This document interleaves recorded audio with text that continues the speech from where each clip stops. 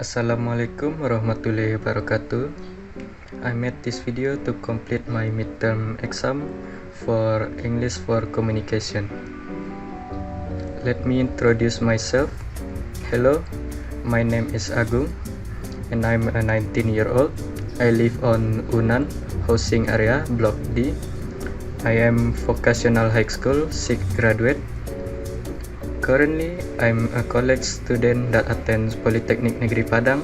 I'm in Information Technology department. My hobbies are playing games and listening to my favorite music. Next, let's talk about why English language is so important for IT students. First, as far as I'm concerned, all devices and software used by IT students mostly use English language to operate. Second, adept in English can expand job opportunities for IT students because they can accept jobs from people from various countries in the world. In addition, being proficient in English will make it easier for IT students to communicate if they have to work with foreigners. Third, all media used by IT students when they're still in the learning process is English. For this reason, English language are needed to make it easier for IT students to take part in learning. And lastly, I think adept in English can make it easier for IT students to learn and add knowledge because there are a lot of study materials on the internet. Next, let's talk about my opinion about the youngest Facebook IT engineer. In my opinion, it's very inspiring for me because at such a young age, Michael Simon can create interesting applications that make it to the top 20 apps in App Store. Thanks to this app that he is made, he earns money which he used to help his parents who are struggling economically because Michael's father has recently become unemployment. Thanks to this event, his family is proud of Michael. Even his home country is proud of him and made him famous there. Michael's future is so bright. He is accepted as an intern at Facebook with quite a lot salary. All this happened because he was just trying to make an app with the help of internet and Google. Let's talk about my dream job now.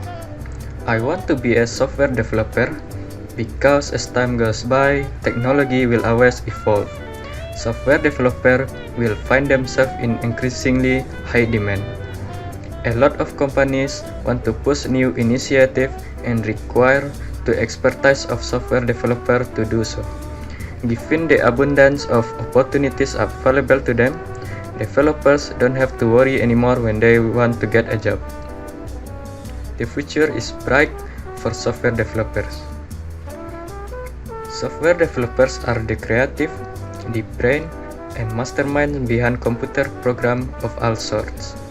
You can work remotely from your home. The job is not really tiring physically. The salary are above average. You can also learn about software developer easily because the knowledge needed to become a software developer. There are a lot of study materials on the internet. Next, I want to talk about my job and schedule. I don't have a job yet, so I will tell you about my daily activities. I'm now in my second year at my college. Class days are from Monday to Friday. I usually have trouble waking up, so I get up early around 6 and class usually start 8:30 to around midday. Then I pray and have lunch break. Then I attend another class until around 4, so I finish and went home about 5:30. Next, I want to talk about computer hardware and computer software. Computer hardware is the physical component that a computer system requires to function. It encompasses everything with a circuit board that operates within a PC or laptop. Without hardware, there would be no way of running the essential software that make computers so useful. Computer hardware can be categorized as being either internal or external component.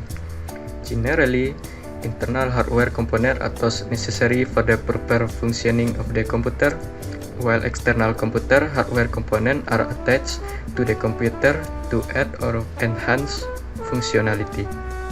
Computer software is instructions that tell a computer what to do. Software comprises the entire set of programs, procedures, and routines associated with the operation of a computer system. The two main types of software are system software and application software. System software controls a computer's internal functioning, chiefly through an operating system, and also controls such peripherals as monitors, printers, and storage devices.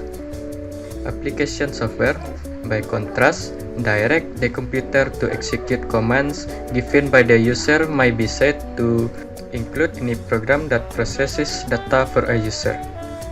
Application software thus includes word processor, spreadsheet, database management, inventory, and payroll programs, and many other applications. Hardware and software are complementary. A computing device can function efficiently and produce useful output only when both hardware and software work together appropriately. I guess that's it for my video for midterm exam. If there are any mistake, I apologize since I still in learning process. Assalamualaikum warahmatullahi wabarakatuh.